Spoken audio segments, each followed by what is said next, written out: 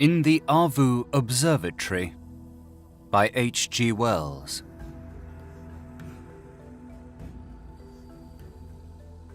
The observatory at Awu in Borneo stands on the spur of the mountain.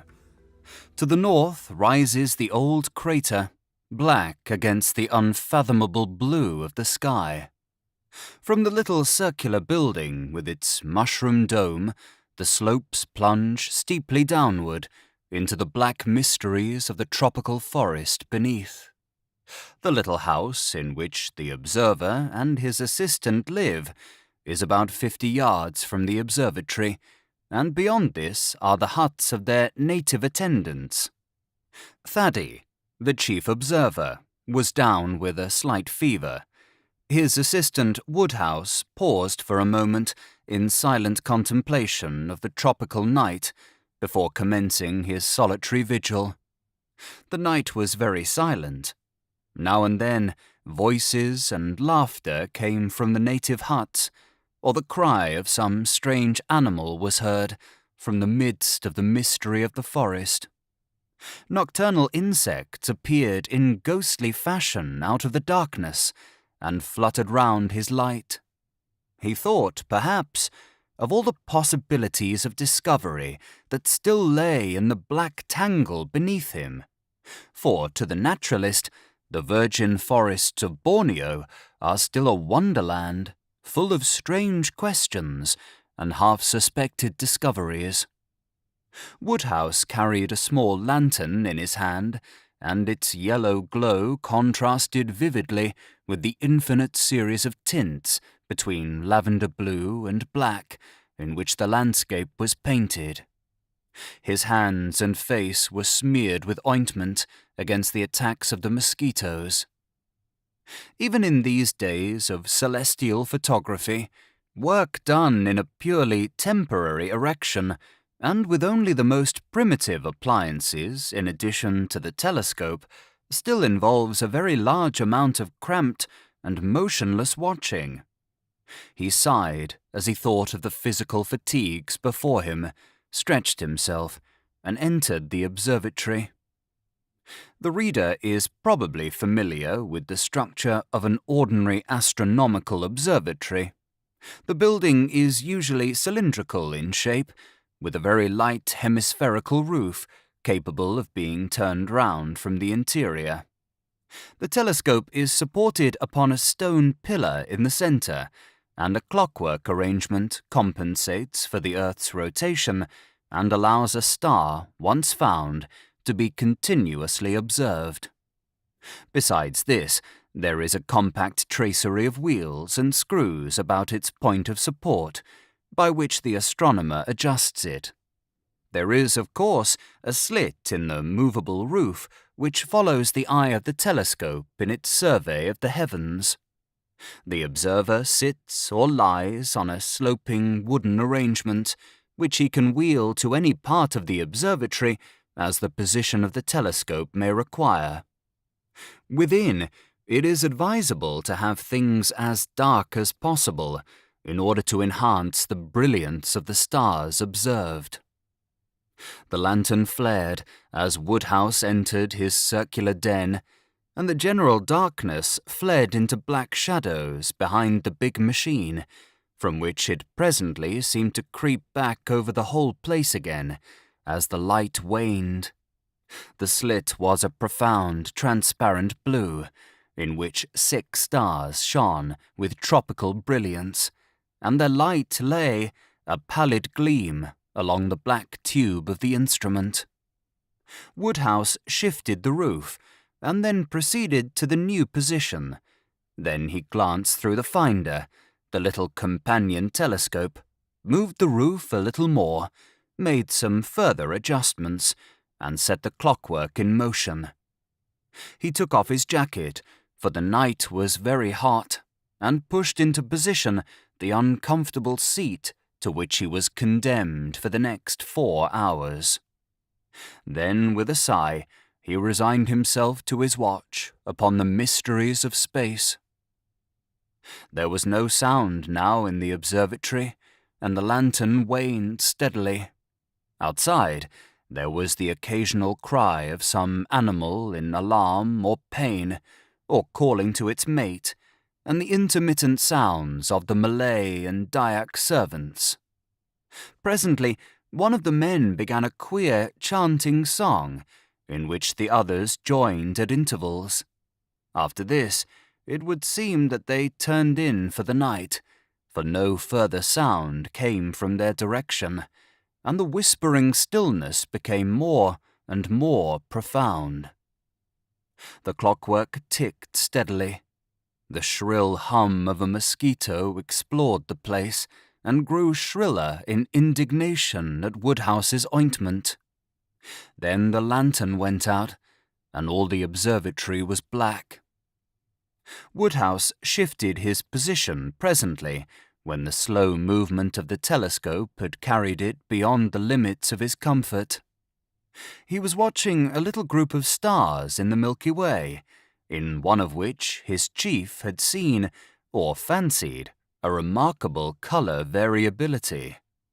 It was not part of the regular work for which the establishment existed, and for that reason, perhaps, Woodhouse was deeply interested. He must have forgotten things terrestrial. All his attention was concentrated upon the great blue circle of the telescope field, a circle powdered, so it seemed, with an innumerable multitude of stars, and all luminous against the blackness of its setting. As he watched, he seemed to himself to become incorporeal, as if he too were floating in the ether of space. Infinitely remote was the faint red spot he was observing. Suddenly, the stars were blotted out. A flash of blackness passed, and they were visible again. "Queer," said Woodhouse. "Must have been a bird." The thing happened again, and immediately after the great tube shivered, as though it had been struck. Then the dome of the observatory resounded with a series of thundering blows. The stars seemed to sweep aside as the telescope swung round and away from the slit in the roof. "Great Scott!" cried Woodhouse. "What's this?" Some huge, vague, black shape, with a flapping something like a wing, seemed to be struggling in the aperture of the roof. In another moment, the slit was clear again, and the luminous haze of the Milky Way shone warm and bright. The interior of the roof was perfectly black, and only a scraping sound marked the whereabouts of the unknown creature. Woodhouse had scrambled from the seat to his feet. He was trembling violently, and in a perspiration with the suddenness of the occurrence. Was the thing, whatever it was, inside or out? It was big, whatever else it might be. Something shot across the skylight, and the telescope swayed. He started violently and put his arm up. It was in the observatory then, with him. It was clinging to the roof, apparently. What the devil was it? Could it see him? He stood for perhaps a minute in a state of stupefaction. The beast, whatever it was, clawed at the interior of the dome, and then something flapped almost into his face, and he saw the momentary gleam of starlight on a skin like oiled leather. His water bottle was knocked off his little table with a smash. The sense of some strange bird creature hovering a few yards from his face in the darkness was indescribably unpleasant to Woodhouse. As his thought returned, he concluded that it must be some night bird or large bat.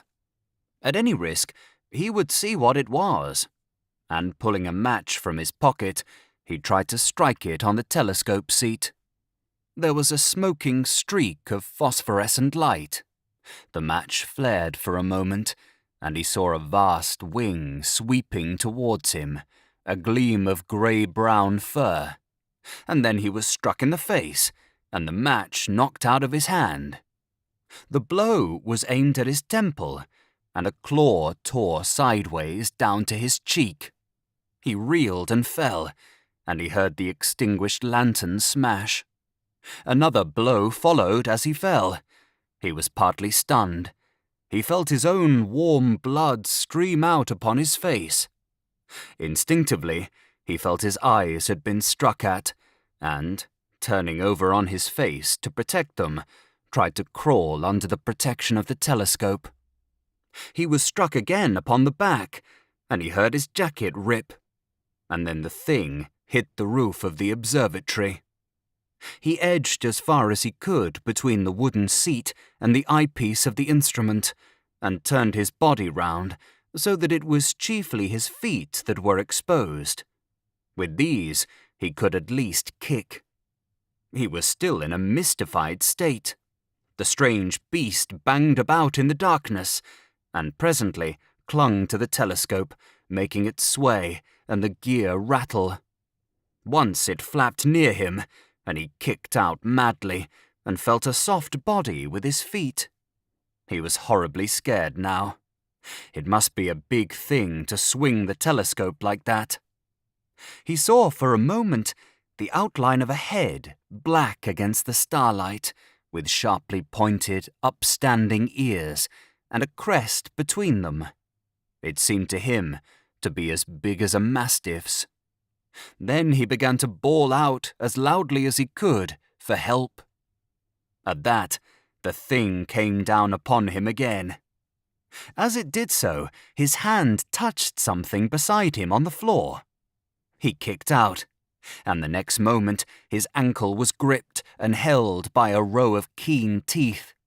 He yelled again and tried to free his leg by kicking with the other. Then he realized he had the broken water bottle at his hand, and, snatching it, he struggled into a sitting posture, and feeling in the darkness towards his foot, gripped a velvety ear, like the ear of a big cat. He had seized the water bottle by its neck and brought it down with a shivering crash upon the head of the strange beast. He repeated the blow, and then stabbed and jobbed with the jagged end of it in the darkness where he judged the face might be. The small teeth relaxed their hold, and at once Woodhouse pulled his leg free and kicked at his arm, and he struck over it at the face, as he judged, and hit damp fur. There was a pause. Then he heard the sound of claws and the dragging of a heavy body away from him over the observatory floor. Then there was silence, broken only by his own sobbing breathing, and a sound like licking. Everything was black except the parallelogram of the blue skylight with the luminous dust of stars, against which the end of the telescope now appeared in silhouette. He waited, as it seemed, an interminable time. Was the thing coming on again? He felt in his trouser pocket for some matches and found one remaining. He tried to strike this, but the floor was wet, and it spat and went out. He cursed. He could not see where the door was situated. In his struggle, he had quite lost his bearings. The strange beast, disturbed by the splutter of the match, began to move again. "Time!" called Woodhouse, with a sudden gleam of mirth. But the thing was not coming at him again. He must have hurt it, he thought, with the broken bottle. He felt a dull pain in his ankle. Probably he was bleeding there. He wondered if it would support him if he tried to stand up. The night outside was very still. There was no sound of anyone moving. The sleepy fools had not heard those wings battering upon the dome, nor his shouts. It was no good wasting strength in shouting. The monster flapped its wings and startled him into a defensive attitude. He hit his elbow against the seat, and it fell over with a crash. He cursed this, and then he cursed the darkness. Suddenly, the oblong patch of starlight seemed to sway to and fro. Was he going to faint? It would never do to faint. He clenched his fists and set his teeth to hold himself together. Where had the door got to? It occurred to him he could get his bearings by the stars visible through the skylight. The patch of stars he saw was in Sagittarius and southeastward. The door was north. Or was it north by west? He tried to think. If he could get the door open, he might retreat. It might be the thing was wounded. The suspense was beastly. "Look here," he said.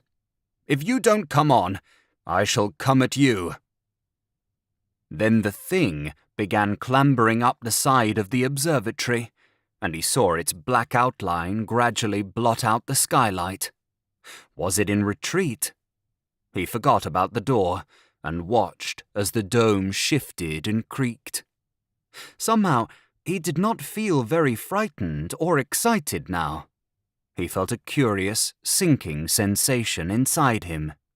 The sharply defined patch of light, with the black form moving across it, seemed to be growing smaller and smaller.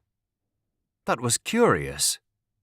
He began to feel very thirsty, and yet he did not feel inclined to get anything to drink.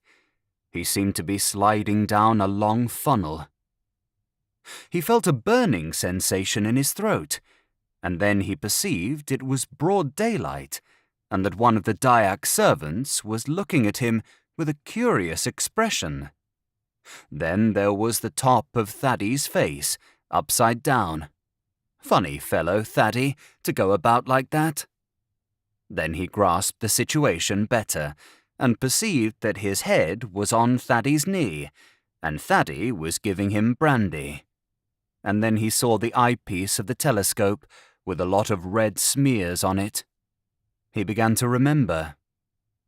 "You've made this observatory in a pretty mess," said Thaddy. The Dyak boy was beating up an egg in brandy. Woodhouse took this and sat up. He felt a sharp twinge of pain. His ankle was tied up. So were his arm and the side of his face. The smashed glass, red-stained, lay about the floor. The telescope seat was overturned, and by the opposite wall was a dark pool.